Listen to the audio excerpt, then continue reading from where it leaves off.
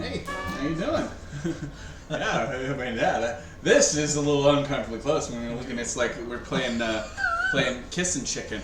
Okay, hold on. So I don't care about this. What's Kissing Chicken? Kissing Chicken. It's like how close can you get to a kiss without actually getting there, and who gets away first? Who looks away first? Oh man. Okay. All right. Now I know. It's much more fun when you're drunk. Anywho, hello everybody. Welcome. I am Aaron from Red Tiger Pro. This is Seppi from Missing Sentinel Software. We are the ones who brought you Yoko Redux Dreams of Blue Planet. This is the shirt from the Kickstarter. Hashtag Yoko is watching. On the back it says www.yokoredux.com. This was our original Kickstarter for the game, which we did not complete, which is okay because we did complete the game, which is what's important. Yeah. We originally did do that Kickstarter in order to help generate some interest, get people into the game. And hey, if we were able to make a little bit of money to do some, I think we were originally going to use it for some advertising because that's what every game needs. Yeah. But yeah, if we were able to make some money, that would have been great. If not, we still got the word out. We got our friends interested. And then we finished up the game. Not immediately, about a year and a half later. But yeah, we did. Scope for 18 months. Got it out in 22. It's not bad. yeah, especially in video indie game terms, with one person doing the majority of everything. This guy right here, he is a one-man game dev team.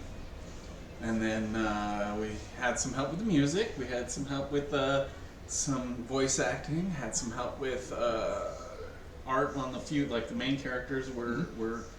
Aaron did a lot of the production. He did the marketing. He pulled everything together. What are we doing? What are we doing is we are making a Kickstarter for Narspel Jacks. And what is Narspel Jacks? It is the collectible card game that is within the game within the game of Yoko Redux Dreams of Blue Planet.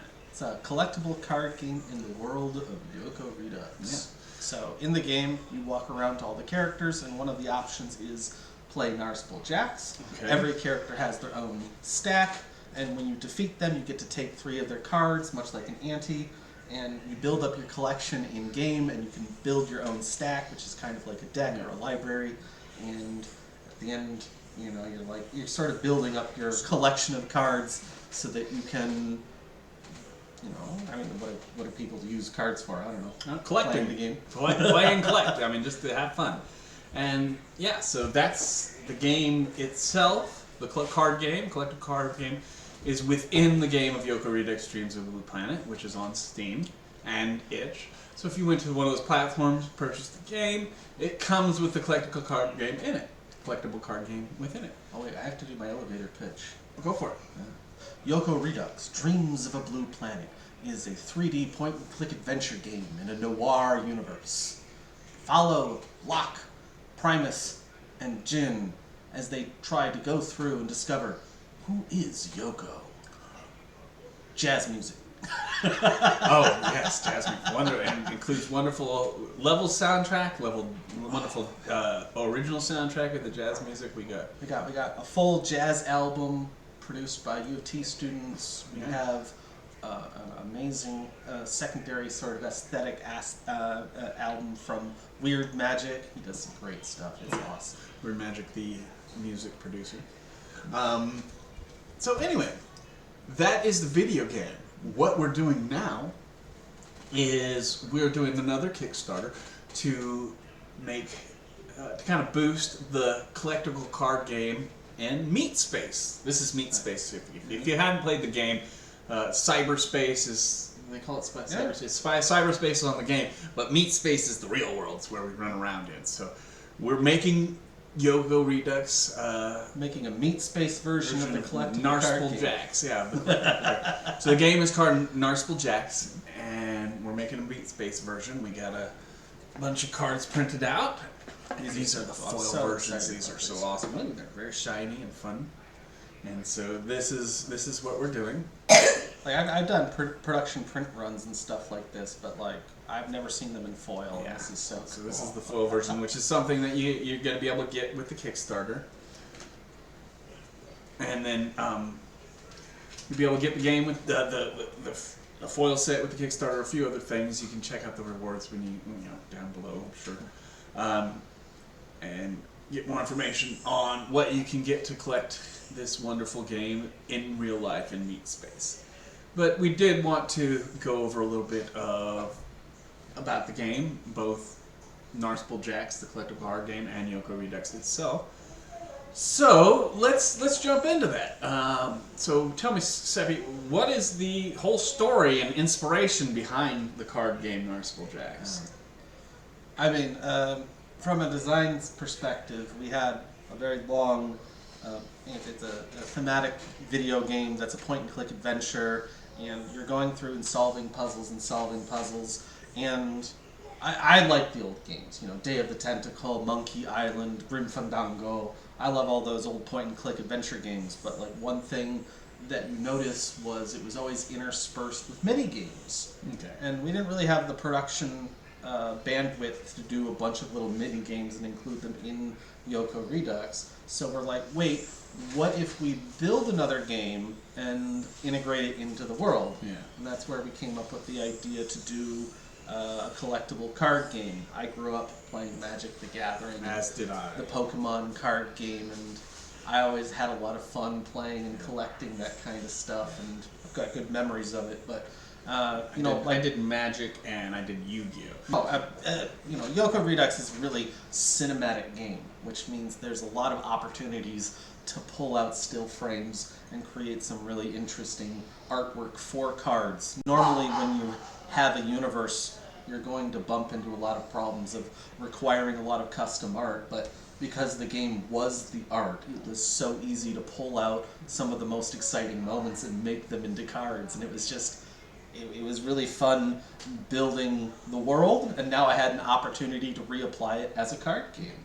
Well, talk about that real quick. How the art and how you came about the art and. So originally, the game was made in 72 hours during a game jam, and one of the restrictions was using a limited palette of colors. And so I started in Unity. I started working with color shaders and stuff like that, reduce the color palettes. And when we made that initial 72 hours of the game, it was pretty rough. The end didn't make much sense. It was using tank controls. 72 hours, what are you going to do? But then we spent another 2 months to polish that up into a vertical slice, which is now the demo available on Steam. And the artwork carried the game, the voice acting carried the game, the storytelling helped carry the game, and it was just kind of like, it felt like a winner, and I was like, all right, I'm going to set this up and do all 7 levels, Yeah. The art is reductionary. It's using a reduced color palette, and through those colors, it's sort of I'm able to create a lot of really strong contrasting scenes, which creates a lot of the art, the artistic value that you would find in this game. How did you do that color palette? Like technically, what did you do in game? So what happens is now I get to explain GPU shaders. Don't go too far away. Okay. Again, so cut it off. If you looked at Yoko Redux without the shader on top of it, it would be just a grayscale universe. Not much is colored except for the objects that have to be, like the red objects that you can click on and parts of the player and stuff. But otherwise, it's through the GPU, the graphic card. It looks at a pixel and says, okay, of the colors that you want me to use, what is this color closest to? And for the first few letters, it's a version of blue or it's bright red. Yeah. That creates sort of this really strong contrast, moody, noir feeling. Yeah, definitely. And then you continue it through the different levels, and you play the game to see it, and that's what the different characters are in different shades. And, yeah. I mean, this philosophically, the game is about the mind, the body, and the soul. Locke is the mind, Jin is the body, and Primus is the soul. And then finally, at the very end of the game, you're sort of having an amalgamation of all of these characters and what that represents. And so the colors are related to the characters. Yeah. Well, so tell me, what excites you about the most about making an in real life version of Narspel Jacks? Like which was what we're doing once again. Making an in real life version, making a Kickstarter for it. What really gets you excited about it? One of the things that always excited, I mean, I've played this game on Tabletop Simulator. I've played this game in-game. But what I like is playing it against people. Yeah. There's only so much you can do against an AI. Sure, we constructed specific decks for each character, and they're thematic and stuff like that. But you don't get to sit down and actually play against a person. And I remember playing in Tabletop Simulator and having so much fun. I was like, oh man, this would be really cool if this was real. In meat space. In meat space. Once again, so it is in meat space we have. This is one of the character packs in foil that we had printed out I love already. the idea of the character cards. And so it has 3 characters in it and 15 other hardware/plan cards. So this is enough to make a stack to play with, theoretically. The set has 105 cards, and it has three quote-unquote colors or alignments. It's the mind, body, and soul. And then there's like, we've got black and shiny. You can't even see him right here, but like, this is him on the shirt. This is old version, and this is right. This That's is, the vertical slice version of black. That's Locke right there. All right. But yeah, 105 cards. And, it's a collectible. There's commons, uncommons, rares, and then character cards. And of the commons, uncommons, and rares, there's plans, which are sort of like instants in Magic the Gathering, or more like sorcery spells. Instant spell attacks. Yeah, and then there's pieces of hardware. So those are more like artifacts that stay out, Yeah. and you continue to play them over and over. And it's meant to be streamlined. So like it's player back and forth. You're not and like the cards allow you to chain things together and build up better effects. Oh, I remember that first version that we played. Some of those chains, when way back after the game was created, and we were starting out, and Seppi's like, "Yeah, we got to do Narspel Jacks." So he had a few ideas that he came up with, and then we sat down and we started throwing things together. And then he came up with some of the original cards. Seppi did a lot of work and put a lot of work and thought into this game. It's wonderful. And I remember playing with those original cards, and it's like, oh man, we could get some infinite combos going here and stuff like that. There's some pretty crazy stuff. So we had to, Seppi had to balance it out. And I think the version that we got now, and on the release of the game, it's so well done. Seppi is so great at designing games. So I mean, he's done the research. He's not only played a lot of video games and made a lot of video games, but he's played all sorts of games with all sorts of rules. I've seen this guy's house. He has walls of books of D&D modules, and video games and stuff like that. This man knows how to make games, and it shows in Narspel Jacks. The game is so fun to play, and you'll be able to see us playing it a little bit later. But right now let's get into this some more. But yeah, That's really sweet. Yeah, man, it's true. It's fun. So, what do you think that people will like about the physical card game? What do you think they're going to be interested in? I think the card game is actually pretty expressive. So like there's the 3 characters, and they have sort of coordinated abilities, and then each character has 2 each. So there's 3 primary characters, and each of those characters have 2 associated characters. Yeah. That brings the total up to 15. And each of those characters and sub-characters have associated abilities, and it allows you to express the way you want to play. Like, I want to like, be really defensive, or I want to be really offensive, or I just want to like, destroy all of your stuff. Like, the strategies available allow you to and to use parallels to Magic the Gathering. You do things like attack the player's hand, attack the player's stack/deck, and like draw them to death, as you would say in Magic, or something like that. Yeah. Or you can play the frontal assault game of having, attacking their characters and defending your own and stuff like that. So. Yeah, the big difference for Narspel Jacks is that the characters are like your resources, so to speak. Like those provide the resources that allow you to construct everything. And when you lose a character, all of a sudden your income drops, and you better you better figure out how to end that game quickly, or you're gonna lose. Yeah, it's a really fun and interesting game to play. Me, what I think, I'm going to take the easy answer here. What do I think people will like about the card game? I think people will like the art. Once again, it just lends itself so fantastically well. And I'm going to use the non-shiny ones just so you can see. I got so lucky with this concept because like we thought about a bunch of different mini games, and I was like, one of the ideas was a collectible card game, and I was sitting here going, okay, I know how to mechanically build card games. I've done the research. I've gone through all of it, but like I realized that the hardest part of a lot of collectible card games, other than like spending time prototyping and testing, is actually getting finalized art. And I was just sort of like, I literally have all the art in the world already available.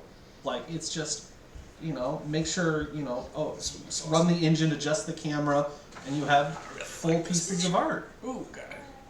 Sorry, I'm getting into that spot where it can be seen, but I mean, I don't know if that's easy enough to be seen, but that is a really cool picture. This is the card Expand Mine, and that's just Locke's desk. No, Locke's desk. Locke's desk. This one's on the website even. Oh yeah, it's just such a fun picture, and then you'll see. I want to touch on this because we'll see a lot of this stuff in the cards and in the art of the game, where things really stand out because they're red. Mm-hmm. Explain why these things are red like that.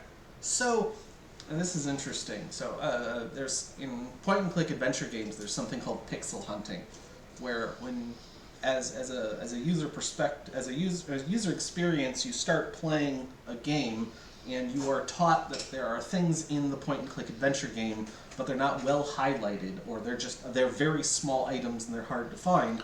All of a sudden, you're hunting for them. Comes the term pixel hunting. You get literally to the point where you click on every single point of the game trying to find the thing you can click on. Yeah. And for the original game jam, I was like, I have an idea. What if everything's in blue, shades of blue, like his shirt, right? And then like the only things that you could click on that would actually be you could click on would be red. And so I was like, okay, for the very first scene, the player spawns, he mentions something, and he's right next to something red, and I was able to reliably get like 95% of players to click on it. Yeah. And they did, and then suddenly all of the user experience was explained. And it was just like, anything that's red is clickable. Yeah. So all of a sudden when people are playing the game, if there's no red, they don't click. And it was just perfect. So it's point and click in time. But it's also really poignant because it's poignant, yeah. It creates the red creates a very very scary contrast, and it sort of draws your attention. Speaking of that thing in the original demo, or the original Vertical Slice, which is now the demo. Again, I'm not sure how well you can see those, but that's the motorcycle, the Oddsip 99R. It's a play. I think it's an anagram of Ducati. Yeah, well, nice. Don't tell Ducati. You just did. All right, well, yeah, so I think people will like the art. I really enjoy the art. It really lends itself to a card game / still frame sort of media, which is why the next thing is hopping in, as the description of the Kickstarter explains, why a comic book? Why are you guys throwing a comic book in there? What is that about? So one of the strengths of Yoko is the story writing, and I'm not trying to honk my own horn. I also wrote the story. I spent a lot of time writing that story, and it's very near and dear to my heart. But one thing that is important when I'm developing all this is imagining the angles and imagining how people speak to each other and how that represents in media. And Yoko is the shader on top of everything in there, and the character assets means it's all I have to do is work it together, and I can make a comic. And I've never made a comic before, but I can imagine. I've gone through a lot of research, and I'm like, this would be really cool to try. The story's there, the pictures are there, yeah, and the same place as Game Crafter that we're having printed the cards out, and they're going to be able to send the cards out, makes it so much easier and works very well for everyone because it's very high quality stuff. The same website actually does the comic book as well, so it's going to be super high quality, and you can look at it. It's not going to be the foil one, so but I just love showing off this foil cards. So I mean, you can look at it and just imagine the still frames and word bubbles and stuff. I mean, you know, like there's so much lore to Yoko Redux. It's just you know, like the part of the original vertical slice is an alternate reality version. But why the comic book is so exciting is because like I have all of the assets, I have the world building, and there's a lot of moments in Yoko Redux where they refer to scenes and you know refer to things that have happened. Yeah. You know, I know it's kind of expositional, but it'd be really cool to go back and sort of revisit some of that lore and create a little more of that story. So the comic book is going to have the story of the game or its own unique story? It's going to be its own story. Okay. I think the video game covers the whole story of Yoko really well. What I would like to do, what I've been thinking about is doing. I mean, all the characters have a lot of backstory. You know, Locke is an old down and out hacker from the old days. Jean is an ex-military guerrilla warfare expert. Primus is a byproduct of artificial intelligence, and all of those characters have backstories and stories to be told. You know, like how cool would it be to go back and see Locke building Anne, and like you know understanding what it means to actually have to create artificial intelligence and go through that. Or maybe you have the story of how Jean lost her arm. You know. Like you notice in game, she's actually not symmetric. She's actually one of her arms is mechanical. Yeah. You know, or you go through Primus and understand. Okay, how was she created? Why does she have the abilities that she has, and why is she up on Salvation Station and stuff? You know, there's lots of stories to tell.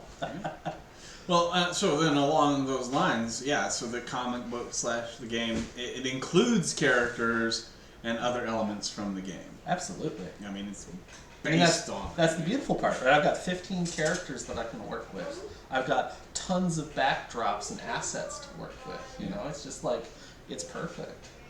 Okay. So, what made you... Well, I guess you kind of went over this earlier. Yeah, what made you put the card game in Yoko? So that's like, you know, we needed the mini games. Yeah. So that kind of covers that section of it. So it just seems like a wimpy answer, though.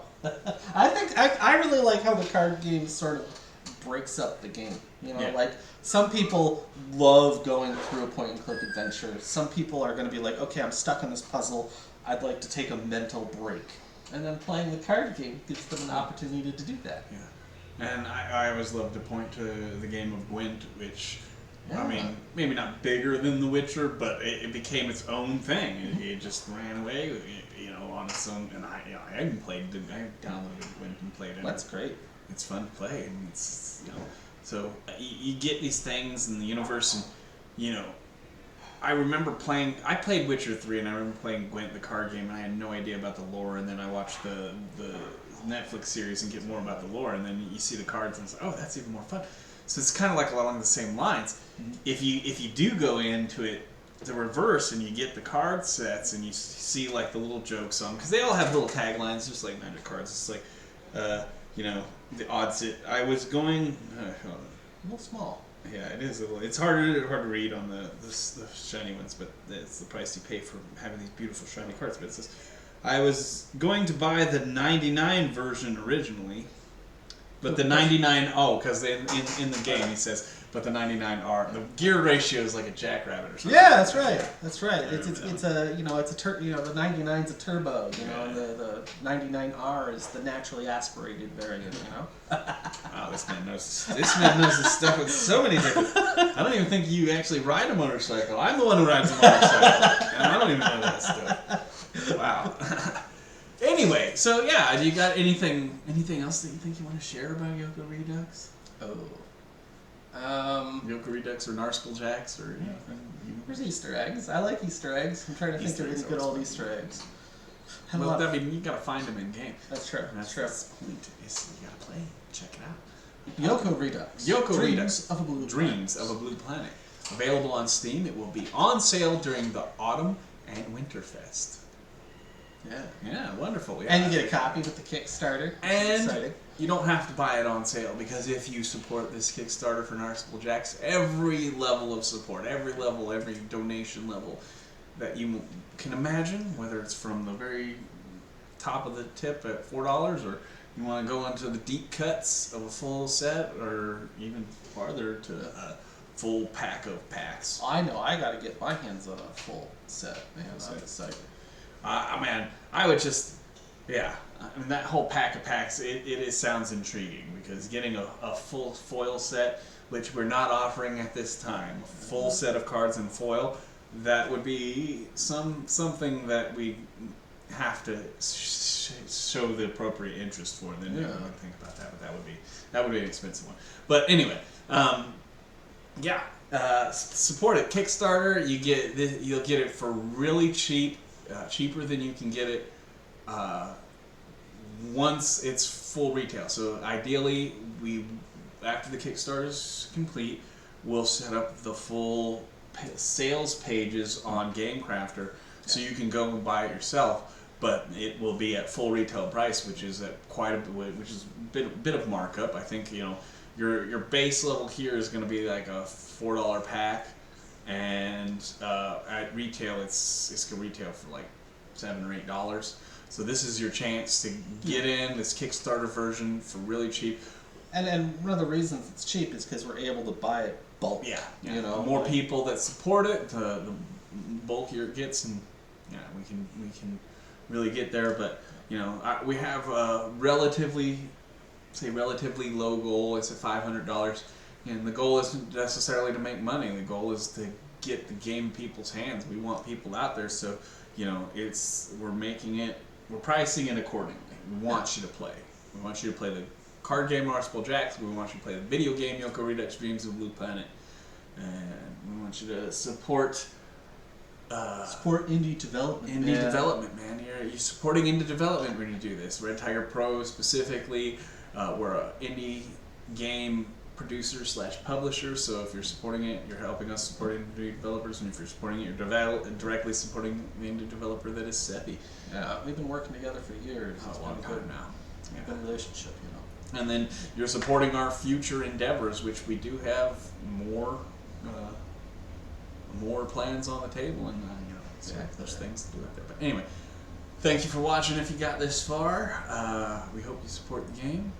We hope you enjoy the game. We hope to see you play, and we hope to play with you. I'd love to play Narspel Jacks with you guys out there someday, physical on the table. That's always so fun. And you'll be able to see us do that once again here in a few. Cool. Thank you.